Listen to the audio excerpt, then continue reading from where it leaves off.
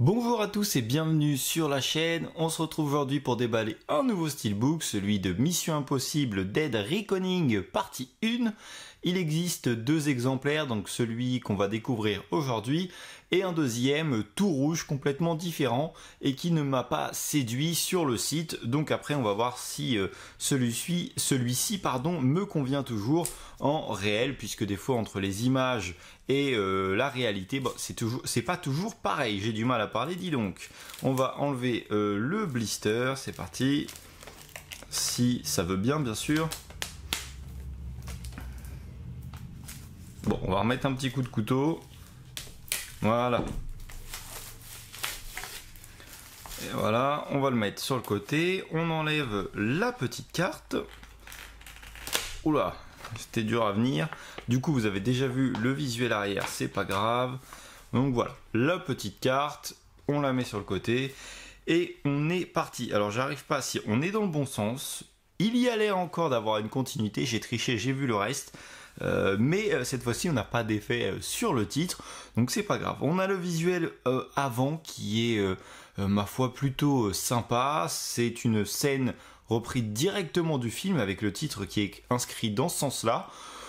Pourquoi pas, ça change. Le steelbook n'est pas extraordinaire je trouve, mais il reste assez sympa et a l'avantage d'être un peu plus sympa visuellement qu'une édition lambda, alors que certains steelbooks, bon bah vaut mieux garder la marée, mais là ce n'est pas le cas.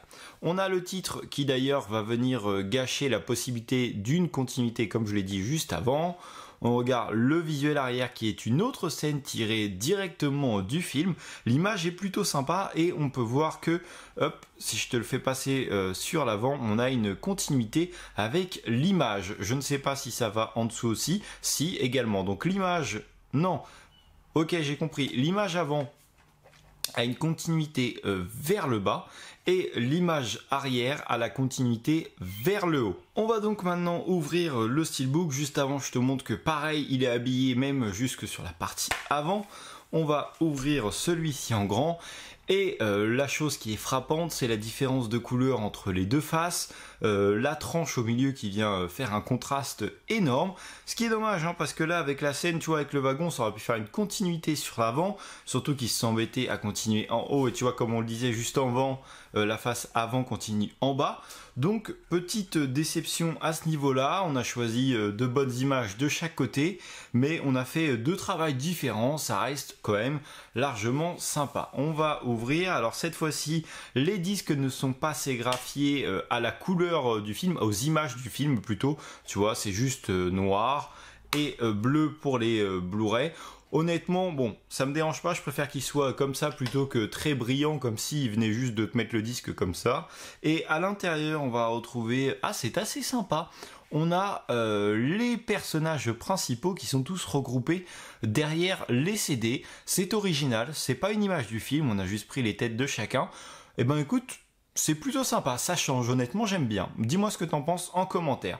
Et puis je vais te remontrer le visuel comme ça.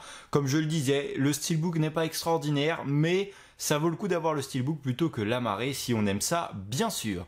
N'hésite pas à me dire en commentaire lequel des deux steelbooks tu as pris, ce que tu penses de celui-ci, et si tu as la deuxième version, n'hésite pas à me donner ton avis également en commentaire. N'hésite pas à t'abonner à la chaîne et à mettre un petit like. Moi je te dis à la prochaine pour une nouvelle vidéo. Salut!